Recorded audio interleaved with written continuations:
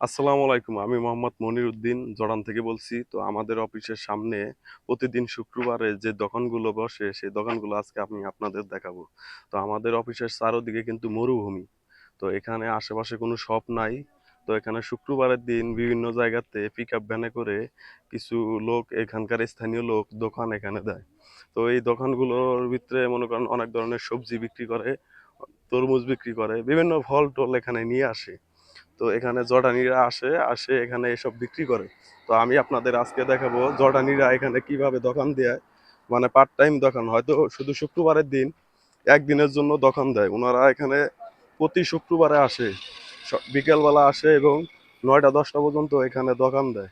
ভাষ্যমান pick আপে করে তারা এখানে প্রতি শুক্রবারে এখানে আসে এবং এসে এখানে এই অফিসের কারণেই তারা এখানে দোকান দেয়।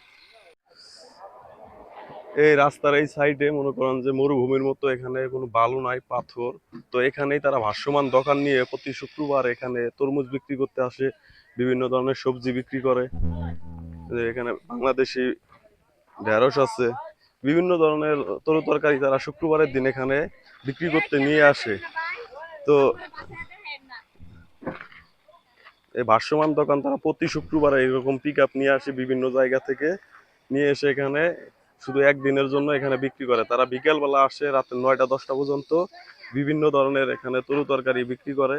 তো এখানে আশেপাশে কোনো দোকান নাই, এখান থেকে মানে আমাদের অফিস থেকে মার্কেট অনেক দূর, যার কারণে তারা বিভিন্ন পিক আপ ভ্যানে করে এখানে প্রতি শুক্রবারে এরকম দোকান দেয় এবং বিভিন্ন ধরনের কাঁচা সবজি, ফলমূল আর বিভিন্ন ধরনের তরকারি এখানে বিক্রি করে। কিছুক্ষণ পরে মনে করেন এখানে অনেক দোকান আসবে, এখানে যে সাইড দিয়ে বিভিন্ন ধরনের দোকান আসবে একটু পরে। এখানে রাতে 10টা পর্যন্ত এই দোকানগুলো এখানটা থাকে। তো এই অফিস ছাড়া আশেপাশে এখানে আর কিছুই নাই, চারদিকে শুধু মরুভূমি, দোকানপাট কিছুই নাই।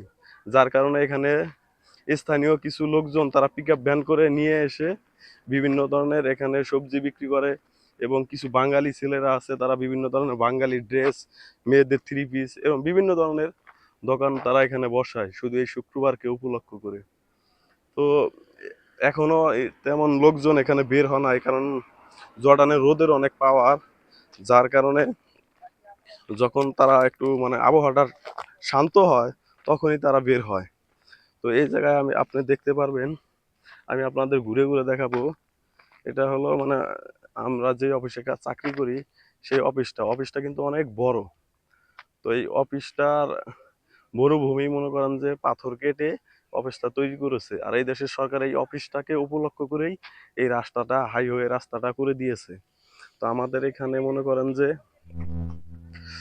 চারপাশে কিন্তু মরুভূমি আর মরুভূমি, পাহাড়, মরুভূমি, আরো বিভিন্ন ধরনের।